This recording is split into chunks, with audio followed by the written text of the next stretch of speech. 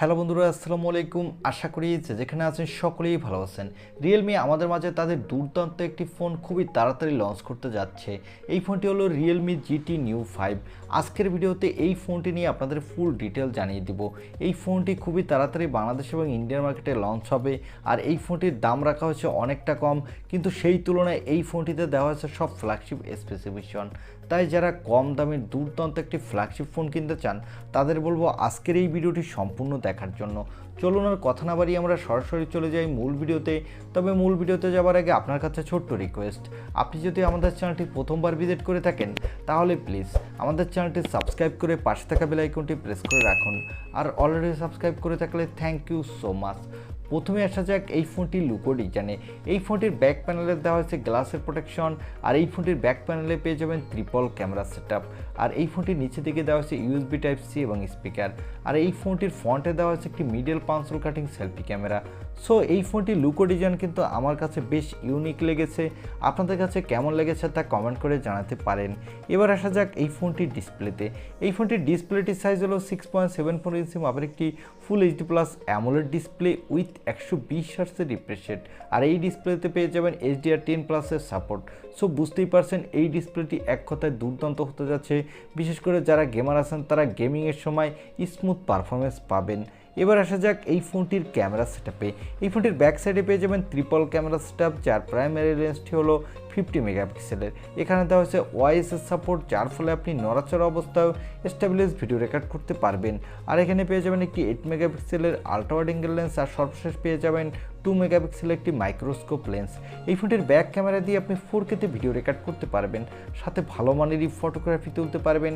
আর এখানে পেয়ে যাবেন একটি 16 মেগাপিক্সেলের সেলফি ক্যামেরা।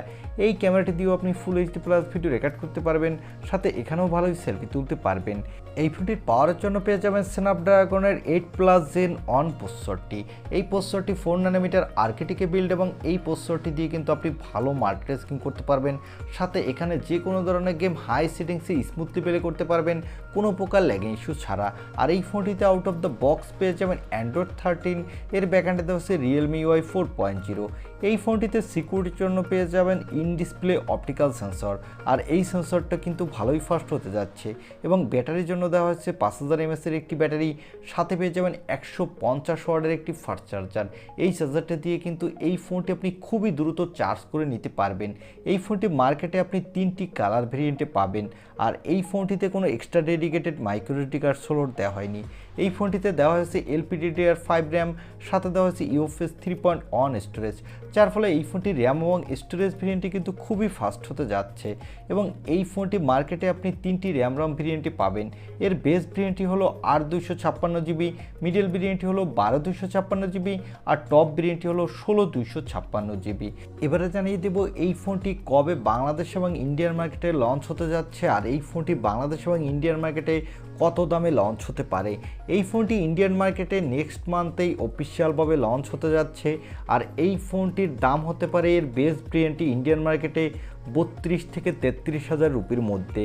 এবং এই ফোনটি বাংলাদেশে অফিসিয়ালভাবে লঞ্চ নাও হতে পারে, তবে এটা এখনও কনফার্মভাবে বলা যাচ্ছে না।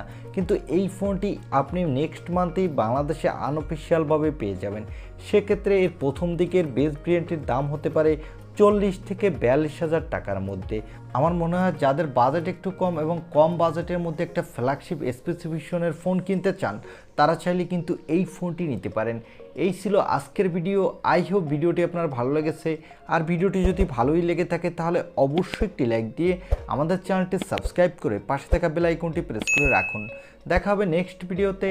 আজকের মতো আল্লাহ হাফেজ।